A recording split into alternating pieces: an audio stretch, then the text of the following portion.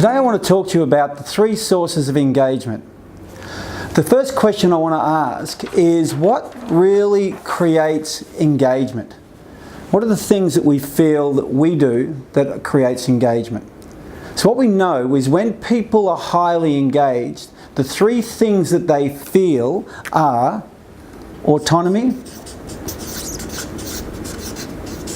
So that is, they feel autonomous, obviously. They can make decisions. They feel responsible for the role or the projects or the initiatives that you've given them. The second thing that they must feel is competence. So therefore they feel competent in their role. They come to work with the confidence that they can do what they need to do each day without having to ask for help. They feel like they're competent in achieving all of the things that you've expected of them.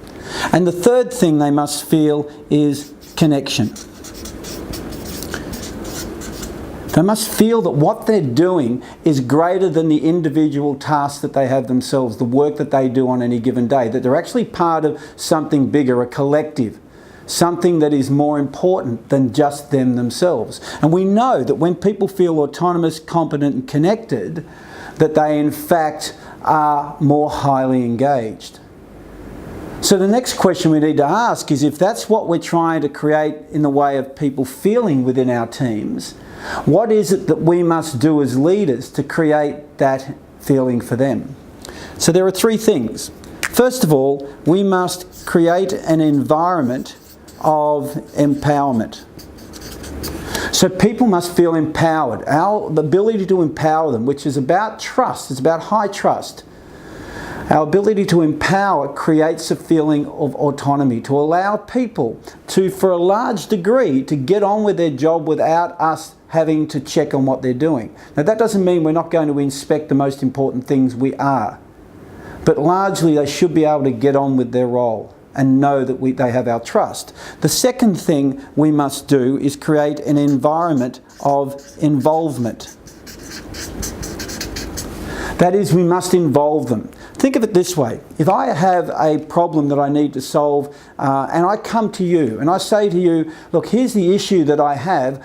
What do you believe that we can do to fix this? What do you know? How can you help me fix this? If I'm asking for your opinion, how does that make you feel? What is the result that you're going to get from this? Now, if you think about it long enough, what you'll come up with, you know what, if you're asking for my opinion, you value my opinion, then you must feel that I'm competent.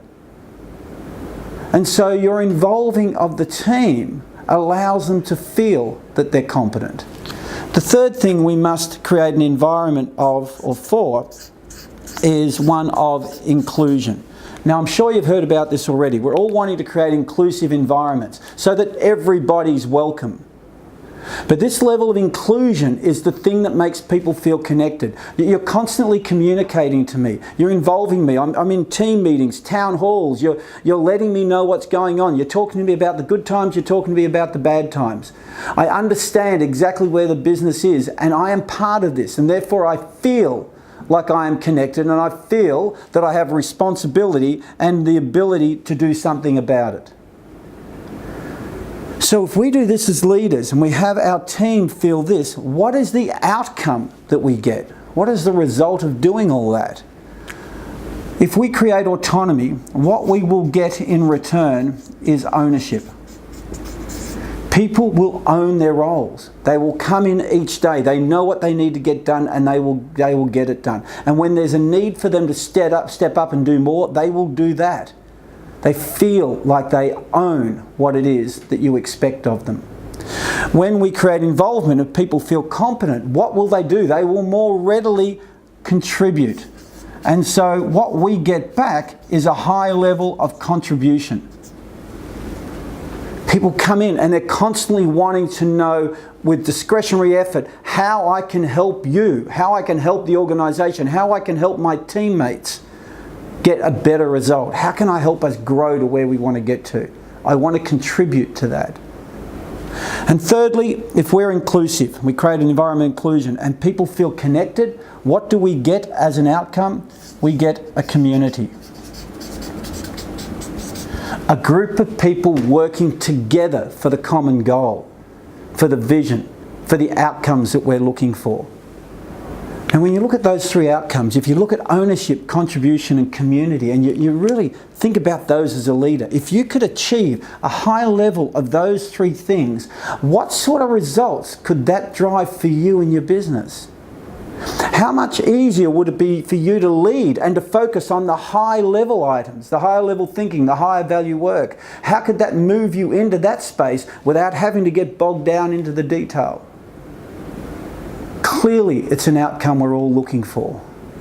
And there's three easy steps for us to get people to feel the right way for us to achieve it.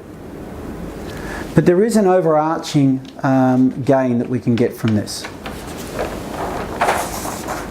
It allows us to create an environment in our organisation to be agile.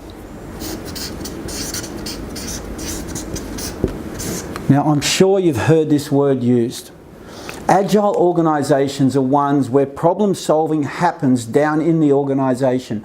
We don't have team members coming up to team leaders, going across to team leaders, coming back down to team members to solve something down here. What we have is team member down here coming to team member down here, getting together, cooperating, collaborating and solving the problem.